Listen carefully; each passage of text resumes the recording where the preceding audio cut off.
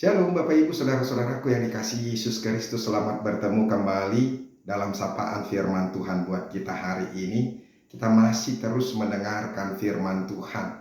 Sebelum kita melakukan aktivitas kita, segala kegiatan kita, segala kesibukan kita yang mungkin nantinya akan menyita segala pikiran-pikiran kita. Tapi sebelum itu, maka mari kita mendengarkan firman Tuhan, supaya jangan sampai seluruh hidup kita tersita hanya untuk hal-hal yang duniawi ini. Supaya kita tetap boleh dituntun sesuai dengan apa yang Tuhan kehendaki dalam kehidupan kita. Amin. Firman Tuhan yang menjadi renungan bagi kita hari ini yaitu yang terambil dari Mazmur pasal yang ke-9 ayat yang ke-11. Tetapi sebelum kita mendengarkan firman Tuhan, marilah terlebih dulu kita berdoa. Kasih karunia dan damai sejahtera dari Allah Bapa dan dari anaknya Tuhan Yesus Kristus, itulah yang menyertai hati dan pikiranmu sekalian. Amin. Mazmur 9 ayat yang ke-11 dikatakan demikian. Orang yang mengenal namamu percaya kepadamu, sebab tidak kau tinggalkan orang yang mencari engkau, ya Tuhan. Demikianlah firman Tuhan. Bapak Ibu Saudara-saudaraku yang diberkati Tuhan Yesus, satu kali ada seorang anak yang mengikuti orang tuanya jalan-jalan ke pantai. Dia melihat pantai begitu indah dan dia melihat begitu banyak anak-anak yang lain juga bermain di pantai itu, sehingga dia juga pingin untuk mandi di pantai itu. Dia memang sudah mengenakan pakaian untuk mandi, tetapi dia lupa untuk memberikan jam tangannya kepada orang tuanya. Tetapi dia malas untuk pulang agak jauh ke atas. Lantas dia melihat di sekitarnya, dia lihat ada seorang anak juga. Dia bertanya kepada anak tersebut, apakah engkau adalah orang Kristen? Oh iya, saya orang Kristen. Apa engkau rajin ke gereja? Iya, saya rajin ke gereja. Kenapa? Tidak. Apakah engkau sering mendengarkan firman Tuhan? Iya. Tapi kenapa? Satu lagi pertanyaanku, apakah engkau sering berdoa? Iya, saya berdoa terus. Saya mau menitipkan jam tanganku kepadamu. Dia katakan itu kepada anak yang ada di sekitar, yang di depan dia. Kemudian anak tersebut, oke, mari saya pegang jammu. Demikianlah saudara-saudara, anak tersebut menitipkan jamnya. Dia tidak mengenal orang yang menjadi penitipan jamnya itu. Tetapi buat dia mengerti ketika anak tersebut adalah orang Kristen, dia sering membaca firman Tuhan, dia sering ke gereja, dan dia sering berdoa, maka dia percaya kepada anak tersebut. Itulah kriteria, itulah faktor buat dia atau patron buat dia untuk menunjukkan bahwa dia mau mempercayakan sesuatu kepada orang lain. Bapak Ibu Saudara-saudaraku yang dikasihi Yesus Kristus, bagaimana dengan kita? Apakah kita percaya kepada Tuhan? Apakah kita yakin kepada Tuhan? Apakah kita mau mempercayakan hidup kita kepada Tuhan? Saudara-saudara, makanya melalui firman Tuhan ini dikatakan, orang yang mengenal namamu percaya kepadamu. Jadi saudara-saudara, orang yang mau mempercayakan hidupnya kepada Tuhan, dia harus terlebih dulu mengenal siapa yang menjadi Tuhan kepadanya. Kalau orang tidak mengenal siapa itu yang menjadi Tuhannya, maka dia tidak akan pernah percaya dan hidupnya terus dalam keadaan yang ragu-ragu. Hidupnya terus dalam keadaan yang tidak penuh percaya dan juga khawatir, ketakutan. Karena apa? Karena dia tidak mengerti bahwa ada Tuhan yang dia sungguh-sungguh kenal. Ada Tuhan yang berkuasa, yang menolong, yang menopang, yang menyertai hidupnya. Nah, yang menjadi pertanyaan kepada kita, bagaimanakah kita mengenal Tuhan kita supaya kita boleh percaya kepadanya? Saudara-saudara, ada beberapa hal yang boleh kita lakukan bagaimana supaya kita bisa mengenal Tuhan kita.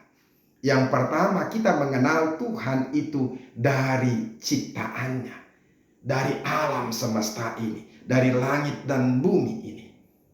Mazmur 19 ayat 2, dia katakan, langit menceritakan kemuliaan Allah dan cakrawala memberitakan pekerjaan tangannya. Ketika orang menatap langit dan melihat cakrawala, maka dia bisa melihat kekagumannya kepada Tuhan, pengakuannya kepada Tuhan.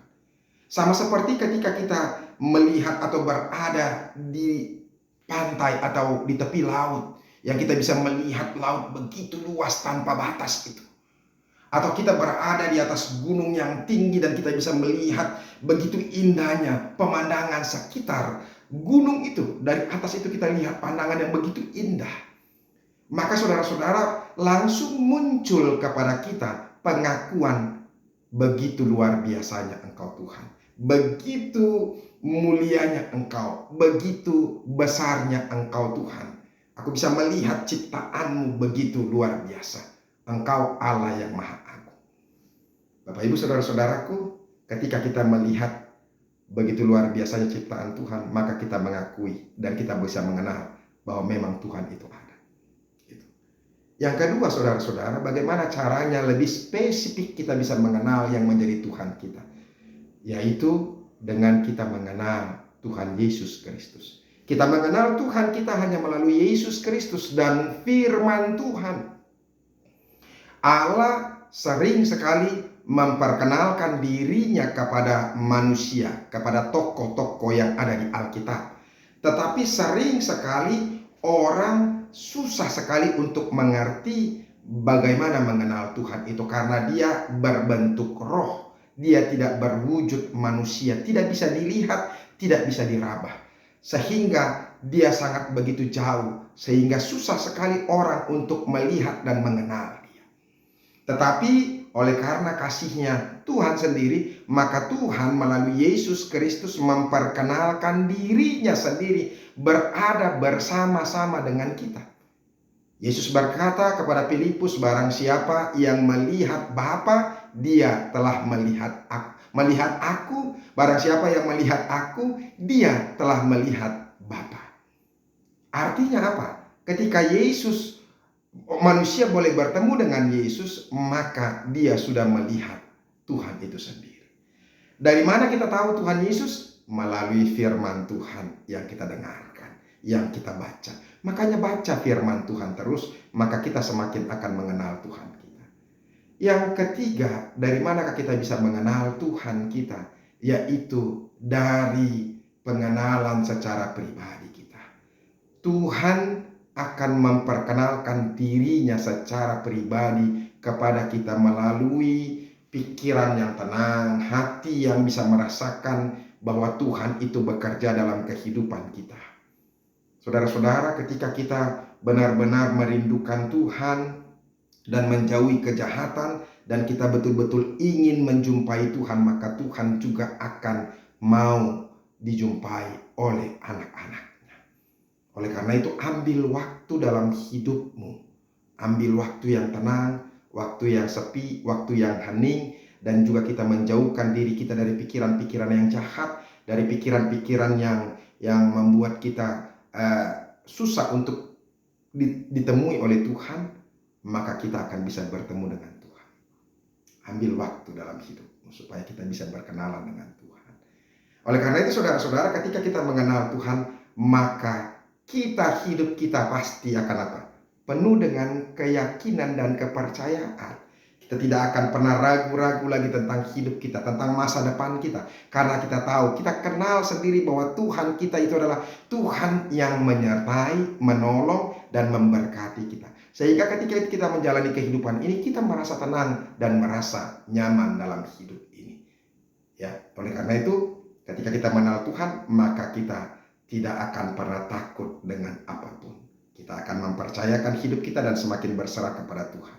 Oleh karena itu saudara-saudara, berupayalah dengan hati yang murni dan suci untuk mencari Tuhan, sehingga Tuhan juga akan mau ditemui oleh kita.